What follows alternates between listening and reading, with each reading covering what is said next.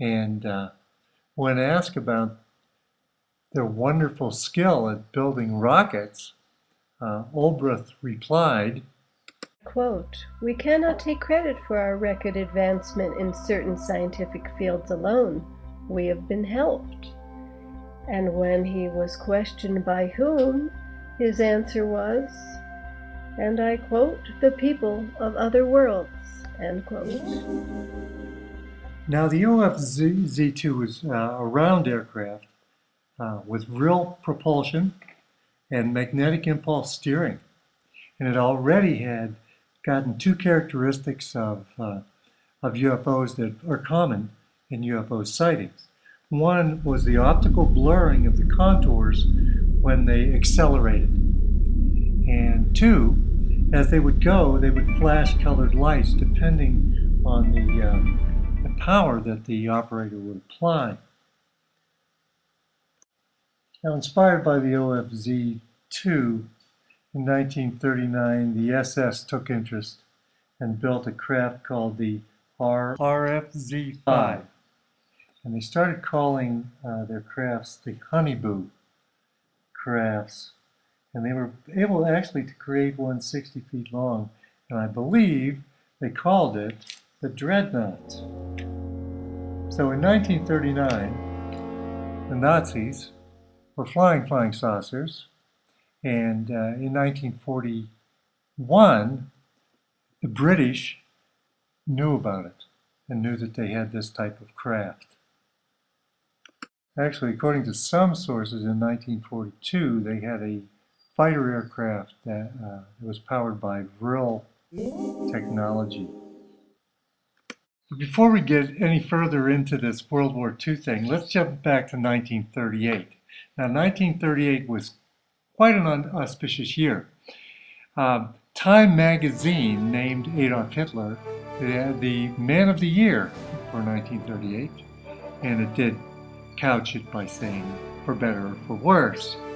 But there was an event that happened in 1938, and since our podcasts are all about belief and manipulation of belief and what do you think you should believe, there was a major event in 1938, October 30th, 1938 to be exact, that happened over the radio.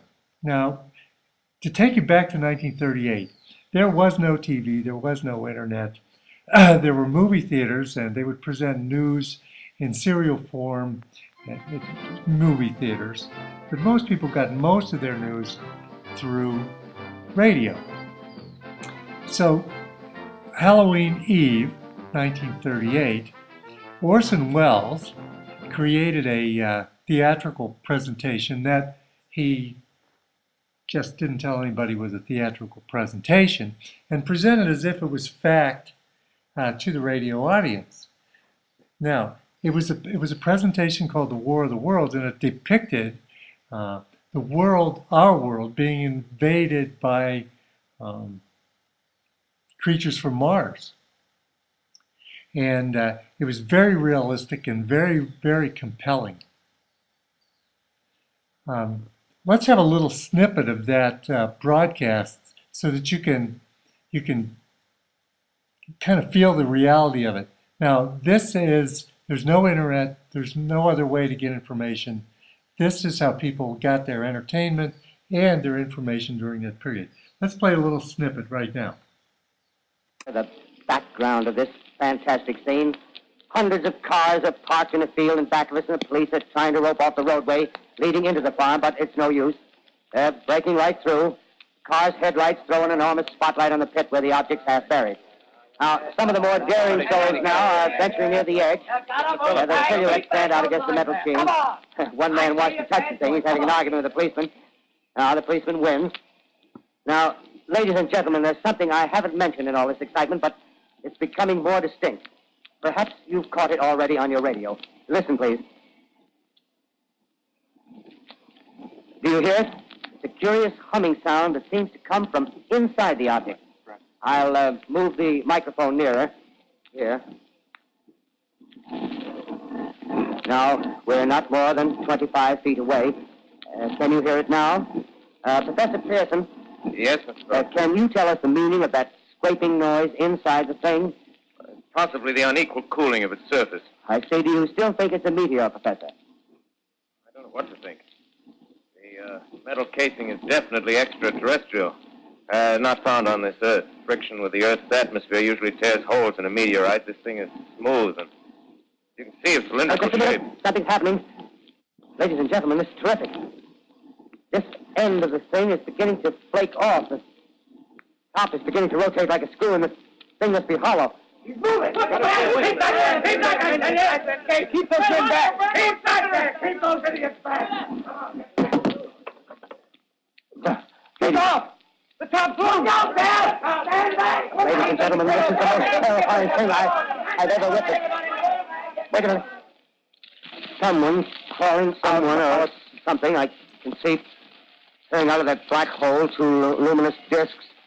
The eyes, it might be a face, might be almost but heavens, something wriggling out of the shadow like a gray snake. Now it's another one, and another one, and another one. They look like tentacles to me. I can see the thing's body. Now it's large as a bear. It glistens like wet leather, but that face, ladies and gentlemen, it's indescribable. I can hardly force myself to keep looking at it. It's so awful. The eyes are black, and they gleam like a serpent. The mouth is kind of V-shaped with saliva dripping from its rimless lips. It seems to quiver and pulsate, and the monster or whatever it is can hardly move. It seems weighed down by possibly gravity or something. The thing's rising up now, and the crowd falls back. They've seen plenty. The most extraordinary experience, ladies and gentlemen. I can't find words. Well, I'll pull this microphone with me as I talk. I'll have to stop the description till I can take a new position. Hold on, will you, please? I'll be right back in a minute.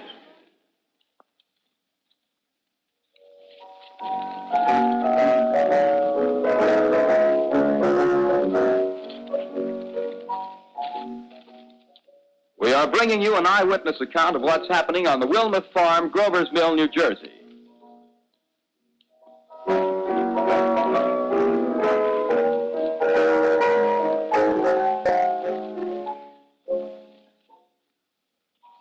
We now return you to Carl Phillips at Grover's Mill.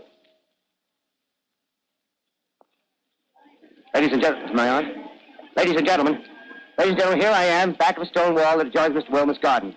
From here, I get a sweep of the whole scene. I'll give you every detail as long as I can talk and as long as I can see. The more state police have arrived. They're drawing up a cordon in front of the pit. About 30 of them. No need to push the crowd back now. They're willing to keep their distance. The captain's conferring with someone. Can't quite see who. Oh, yes, I believe it's Professor Pearson.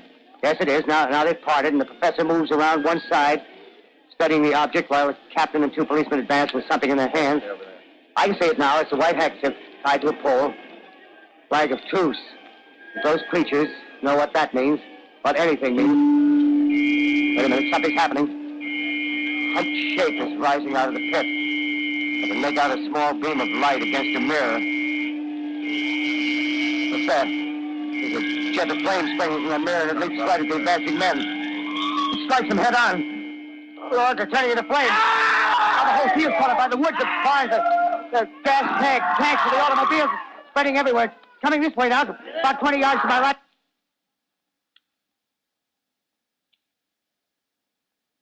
Ladies and gentlemen, due to circumstances beyond our control, we are unable to continue the broadcast from Grover's Mill. Evidently, there's some difficulty with our field transmission. However, we will return to that point at the earliest opportunity.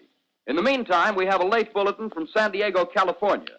Professor Indelkoffer, speaking at a dinner of the California Astronomical Society, expressed the opinion that the explosions on Mars are undoubtedly nothing more than severe volcanic disturbances on the surface of the planet. We continue now with our piano interlude.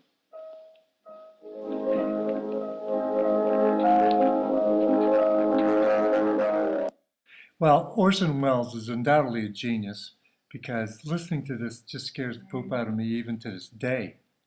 So, yeah, it was very scary to the people at the time. Many people took drastic action. In response to this, it was simply a television, or it was simply a radio broadcast that happened. And coincidentally, it was sponsored by the cabal. It was sponsored by the Rockefellers. It was sponsored by the big club. And I've often speculated as to why they would do something like that. Is it to get people's mind off the war that's happening in Europe? Was it to test the reaction? But actually, according to a columnist in the New York Tribune, at that time, I think she accurately called what the purpose of this broadcast was. In a prescient column in the New York Tribune, Dorothy Thompson foresaw that the broadcast revealed the way politicians could use the power of mass communications to create theatrical illusions to manipulate the public.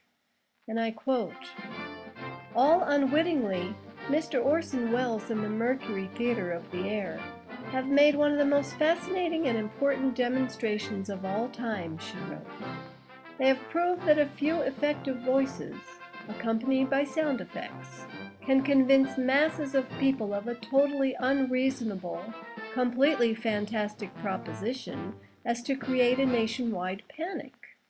They have demonstrated more potently than any argument, demonstrated beyond a question of a doubt, the appalling dangers and enormous effectiveness of popular and theatrical demagoguery. Hitler managed to scare all of Europe to its knees a month ago, but he at least had an army and an air force to back up his shrieking words. But Mr. Welles scared thousands into demoralization with nothing at all." Unquote. And of course, we all know that that's how the popular media is used today, to scare people, to create scenarios like the problem in Syria, the problem in Libya, the weapons of mass destruction in Iraq. I mean, I could even throw in the Kennedy assassination. But this was probably the first experiment into that area, or the most dominant one of the time. Okay, meanwhile, let's go back to the end of World War II. So toward the end of the war in August 1944, the New York Times records its first, well, what could be considered a UFO sighting, but it actually wasn't. It recorded as seeing a German ball craft. And this made the pages in the New York Times, I don't know, 6 months, 8 months, a year before the end of the war in Europe. Okay, it's 1945. World War II is over. The Allies and the Russians have won. They beat the Nazi menace. And so everybody went back to their peaceful, happy lives. But the Allies knew that the Nazis had scarfed away. Whether they were permitted by the Allies or not, it's unknown. But they took U-boats, which were their submarines, and they headed them down towards South America, Brazil, Argentina, and then on to Antarctica. So President Truman and Admiral Forrestal, James Forrestal, decided to recommission Admiral Byrd to take an expedition to the South Pole. Now, this expedition was to be dubbed Operation High Jump. And let me give you some background on Forrestal. You probably know much about Truman as I do. But Forrestal, according to Bill Cooper, who was a good documentarian of the time, said that James Forrestal was a very idealistic and religious man. And he had been one of the first abductees, which we'll talk about in other podcasts. But Forrestal believed that the U.S. public should know about what we know about aliens. He was in favor of full disclosure,